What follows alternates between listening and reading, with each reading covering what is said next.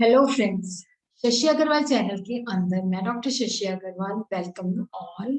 आज का जो हमारा टॉपिक है दैट इज कोऑर्डिनेशन, जो कि बिजनेस स्टडी, जो कि +2 कॉमर्स के स्टूडेंट जो कि बिजनेस स्टडी स्टडी कर रहे हैं, उसी तरह जो students principles of management study कर रहे हैं उनके लिए ये भी टॉपिक काफी इम्पोर्टेंट है। अगर आपको मेरा ये एफर्ट जो है सही लगता है तो इसको लाइक कीजिए, शेयर कीजिए और मेरे चैनल शशि अग्रवाल को सब्सक्राइब कीजिए। उसी तरह moving to the topic coordination, this is my app Edusum app, जो कि रेलेवेंट है for commerce, economics and management students. इसके ऊपर काफी सारे कोर्सेज जो है अपलोड हो चुके हैं, काफी सारा मटेरियल फ्री स्टडी मटेरियल के अंदर भी अवेलेबल है। जो मेथोडोलॉजी है that is through live lectures, recorded lectures, summarise notes, descriptive notes plus test series as per the requirement of the students. Even +2 का भी इसके ऊपर जो है एज पर जो नया सिलेबस है उसके मुताबिक वो अपलोड हो चुका है, तो आप लोग उसको चेक कर सकते हो। एडुसम का लिंक और अपना बिजनेस स्टडीज का link I will be sharing in the description box. तो व्हाट इज कोऑर्डिनेशन? हिंदी के अंदर देखो, कोऑर्डिनेशन जो है इसको हम कहते हैं तालमेल, चीजों के अंदर तालमेल बिठाना। ऑर्गेनाइजेशन के अंदर बहुत सारी एक्टिविटीज होती हैं, बट वो ऑर्गेनाइजेशन के ऑब्जेक्टिव के साथ जुड़ी हुई होती है। ऑर्गेनाइजेशन का ऑब्जेक्टिव तभी अचीव हो सकता है अगर उनमें तालमेल हो, कोऑर्डिनेटेड हो। अगर वो कोऑर्डिनेशन नहीं है, क्योंकि ऑर्गेनाइजेशन के जो ओवरऑल ऑब्जेक्टिव्स होते हैं उसी तरह ही जो दूसरे डिपार्टमेंट्स के ऑब्जेक्टिव होते हैं वहां से ड्राइव होते हैं, तो ये सारे इंटीग्रेटेड होने चाहिए। कोऑर्डिनेशन के साथ ही क्या है कि हम ऑर्गेनाइजेशन के ऑब्जेक्टिव को अचीव कर सकते हैं। कोऑर्डिनेशन जो है हर लेवल पे हमें चाहिए, चाहे वो टॉप लेवल है, चाहे वो मिडिल लेवल है, चाहे वो लोअर लेवल है। टॉप लेवल के अंदर जैसे चीफ एग्जीक्यूटिव है, जब ओवरऑल ऑब्जेक्टिव सेट करते हैं तो डेफिनेटली वो सारे डिपार्टमेंटल मैनेजर के साथ जो है डिस्कशन करते हैं ताकि ऑर्गेनाइजेशन के लिए सही ऑब्जेक्टिव जो है सेटअप हो सके। मिडिल एंड लो लेवल के अंदर भी क्या होता है कि जो मतलब जो लोग हैं अपने वर्कर के साथ, जो डिपार्टमेंट में काम करते हैं उनके साथ जो है कोऑर्डिनेट करते हैं ताकि जो उनके ऑब्जेक्टिव हैं वो अचीव हो सके, ताकि ऑर्गेनाइजेशन के ओवरऑल ऑब्जेक्टिव अचीव हो सके।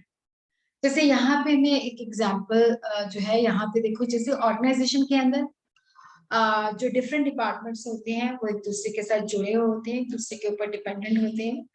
जैसे मार्केटिंग डिपार्टमेंट है, प्रोडक्शन डिपार्टमेंट है, पर्सनल डिपार्टमेंट है, फाइनेंस डिपार्टमेंट है। अगर इनमें तालमेल नहीं होगा तो ऑर्गेनाइजेशन अपने ऑब्जेक्टिव अचीव नहीं कर पाएगी। अब प्रोडक्शन डिपार्टमेंट ने चीजों को मैन्युफैक्चर करना है, तो मार्केटिंग डिपार्टमेंट जो है कंज्यूमर के पास इनकी पूरी इंफॉर्मेशन होती है कि कंज्यूमर जो है किस तरह की रिक्वायरमेंट है, किस तरह के प्रोडक्ट की डिमांड कर रहे हैं, टोटल डिमांड कितनी है, हमारा शेयर उसके अंदर कितना हो सकता है। तो मार्केटिंग डिपार्टमेंट जो है ये इंफॉर्मेशन प्रोडक्शन डिपार्टमेंट के साथ शेयर करता है। तो प्रोडक्शन डिपार्टमेंट्स को पता चल जाता है कि इतनी चीजें मैंने बनानी है, ये रिक्वायरमेंट है। उसके बाद वो फिनांस डिपार्टमेंट और पर्सनल डिपार्टमेंट के साथ कोऑर्डिनेट करता है ताकि वो पैसे का अरेंजमेंट हो सके, लोगों का अरेंजमेंट हो सके जो उस काम को करेंगे। तो इसी तरह हम देखते हैं कि ऑर्गेनाइजेशन के अंदर अगर हमने ऑब्जेक्टिव अचीव करना है तो that has to be in coordinated way. Every department जो है एक दूसरे के साथ जुड़ा हुआ होता है, उसको एक दूसरे के साथ कोऑर्डिनेट करना पड़ता है ताकि ऑर्गेनाइजेशन के ऑब्जेक्टिव अचीव हो सके।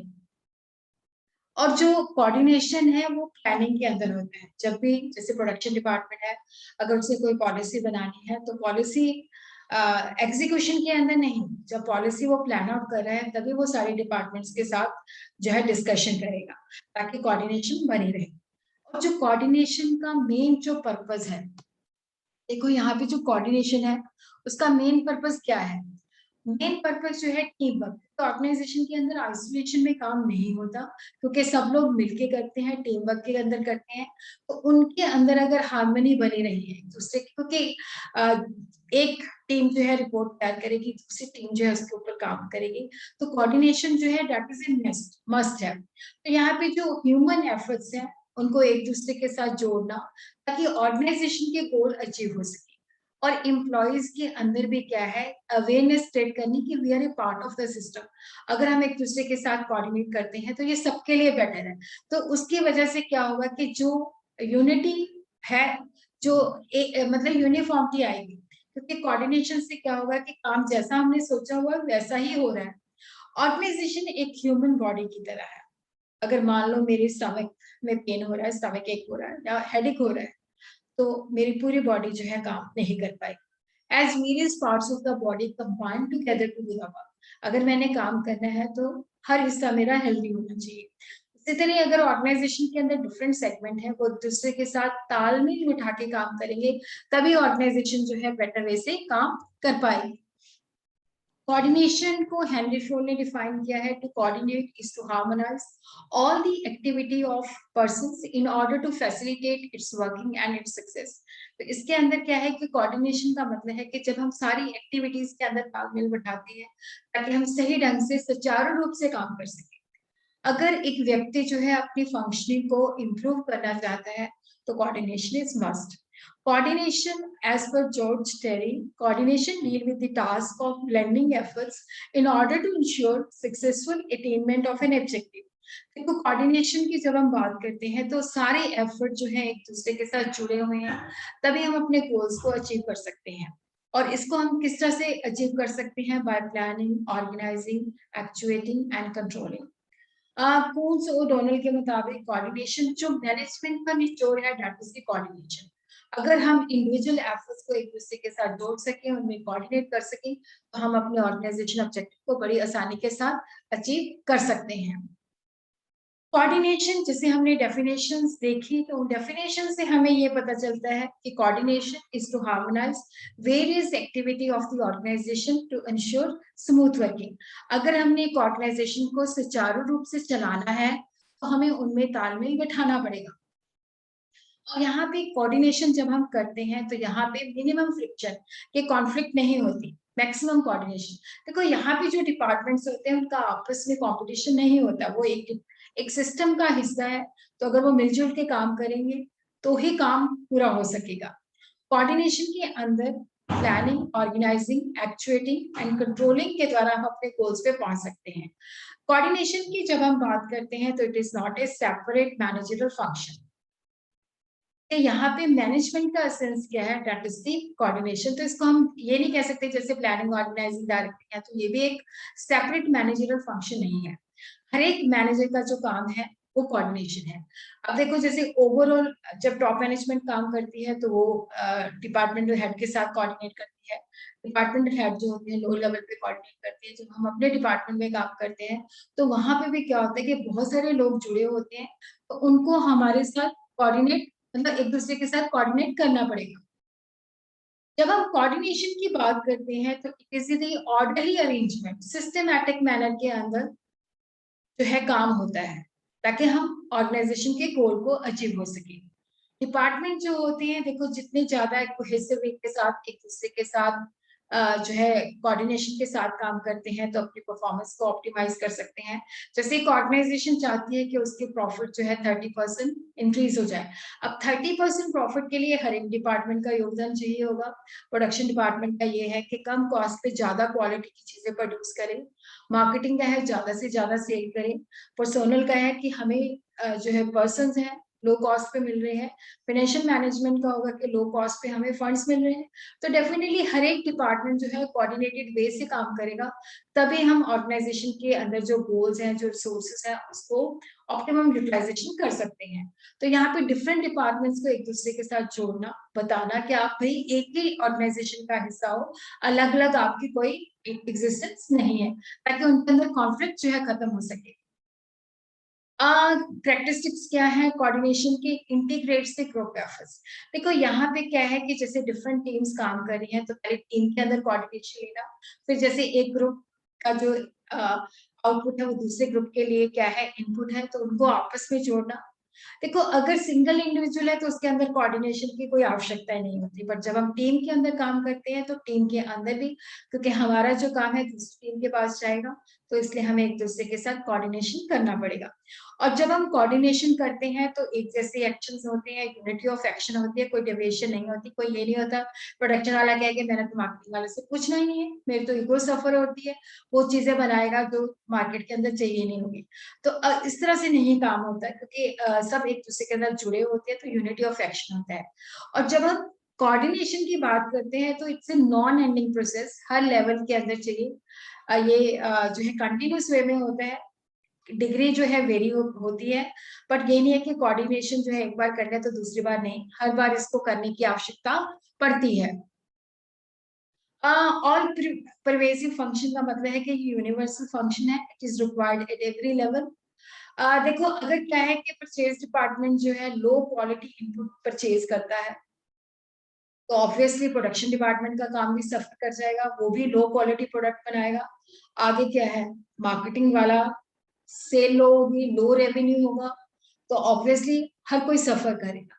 तो ये जो कोऑर्डिनेशन का फंक्शन है, यूनिवर्सल फंक्शन है, every level it has to be perform. Top level जो है try to coordinate the overall plans and policy of the organisation.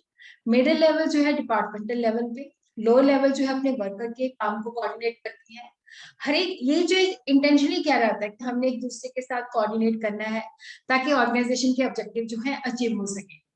तो कोऑर्डिनेशन हम कह सकते हैं, जैसे कुछ थिंकर कहते थे कि ये सेपरेट फंक्शन है, बट हम कहते हैं कि ये मतलब जो निचोड़ निकलता है, जो कंक्लूजन निकलता है कि it is not separate function, क्योंकि हर एक लेवल के अंदर ये करना पड़ता है, ये मैनेजमेंट का निचोड़ है।